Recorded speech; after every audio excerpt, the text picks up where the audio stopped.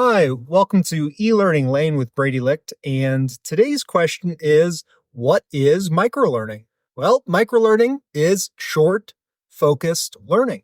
There are a lot of things that are associated with microlearning that aren't technically in the definition of microlearning, or that kind of limit how we think about microlearning. One of those is that microlearning is often thought of as video-based learning only. That's one of the perceptions out there, or app-based learning. Duolingo is a common example of microlearning. But microlearning is primarily, for some reason, thought of as video-based and typically thought of as anywhere between either under 4 minutes, some sources will say under 10 minutes. There's different items out there. But microlearning is actually a much broader idea, and it's not necessarily a new idea either. Microlearning, you could argue, has been around since the longest, as long as, learning has been around, right? As long as teaching and learning has been around, people have been teaching things in short, small chunks. And that's really what microlearning is. Microlearning is short, focused, interactive learning. Now, there's a lot of different definitions out there. I really like to think of it as like kind of like shooting a bullseye. There are definitions out there that are closer and closer to the mark, and then some definitions that include what some may consider unnecessary fluff. Kind of like, again, the 4 minute rule or the 10-minute rule.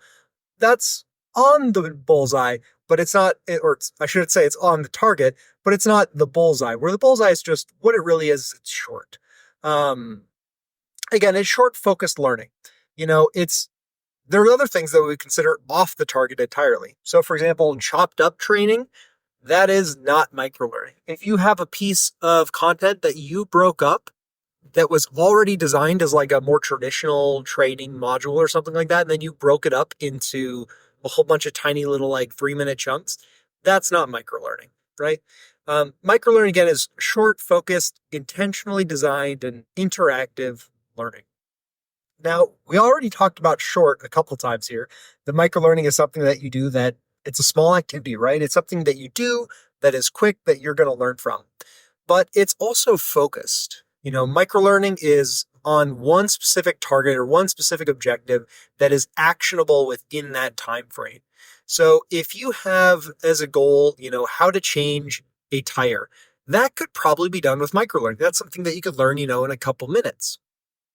But if it's something like how to write an essay, well, that's full of a whole bunch of smaller skills there that really could not be taught necessarily within that 5 minute chunk. Now, each of those individual skills to get to writing an essay, like how to write a good like thesis statement or something like that, that potentially could be done within that 5 minute microlearning chunk.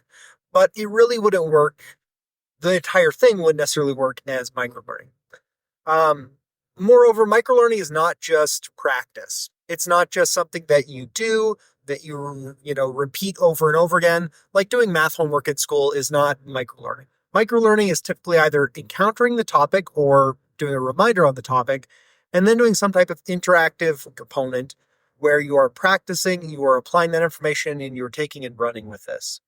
That's why things like job aids even can technically be microlearning, or things like podcasts. For example, this could be a form of microlearning if there was a little bit more of an intentional kind of eliciting of some type of activity, right? If I was asking you to reflect on it at the end of the podcast episode. There are a lot of examples of microlearning out there. We already kind of alluded to some of them, like Duolingo is probably one of the best examples. That's a short app-based kind of interactive platform where you're learning new words in a language. And they're really designed with kind of 5 minute chunks in mind. Now, there's still a lot of practice in there, but when they're introducing new words, certainly that is microlearning. Other common examples would be things like YouTube videos, right? For changing a tire or something like that, or doing a kind of quick item.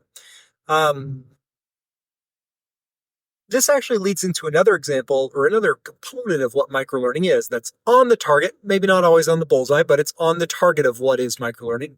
And microlearning is often social, right? It's not always social, but it's often social. So that means, it's content that is oftentimes not necessarily created by like a learning and development expert, right?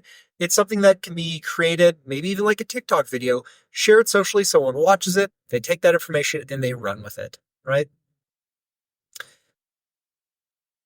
Other examples of microlearning that I think are really good to kind of illustrate what microlearning is the idea of a whisper course. So Google, I believe it was Google Leadership or Google Management, did a series of what they called whisper courses a few years back. And now these were email-based messages that would get sent out that had a specific goal on it, some type of short reading, and then some reflection questions for them. Now, this is something that, again, they were able just to do with a standard email, sent out once a week, which, again, that's a nice element of emails is that you can schedule them.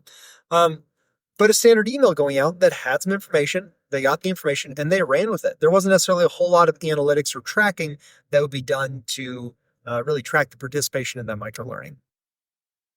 However, all of these examples of microlearning are great, but if you're in the learning and design field or learning and development field or the training field or education field, whatever you want to call it, that industry as a whole or just ed tech, probably you're going to see microlearning as microlearning specific applications. Now, you could do microlearning in a broad number of learning management systems or without a learning management system, as we've already discussed.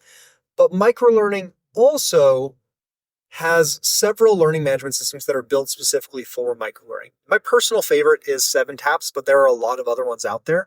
7TAPS is a great little platform that doesn't require users to sign in to participate in it. They get things sent to their phone, and they quickly tap through items, answer like some multiple choice questions, or see some interactive videos, or fill out a survey or form. And then in less than 10 minutes, that piece of learning is completed, right? So again, microlearning is short and focused learning that often has things that are things like interactive elements. It's intentionally designed. Sometimes there's a time limit on it. Sometimes it involves practice or extra elements of practice. Sometimes we haven't really talked about this. Sometimes it is spaced learning. That's one of the kind of the big advantages of microlearning that you see kind of put out there, that you can give these tiny little chunks of learning over a long period of time rather than kind of info dumping, so to speak. But there are certainly things that are not microlearning, as we already discussed, like chopped up training, things like you and I just having a conversation. That's not really microlearning because it's not an intentionally designed an event, right? Now, so again, doesn't have to be intentionally designed by some type of learning expert, but there has to be some thinking behind it as this is a learning experience. So even things like a TikTok, for example, could fall under that umbrella of microlearning. And, last but not least, microlearning is not something that's new. It's something that's really kind of given rise to over the last couple of years. And that's due to kind of social connectedness, to kind of the ease of kind of quick learning mites like YouTube videos and things like that, app-based learning. And that's really why you're seeing a revitalization of it. But even something as simple as like a modified version of like flashcards could be called microlearning.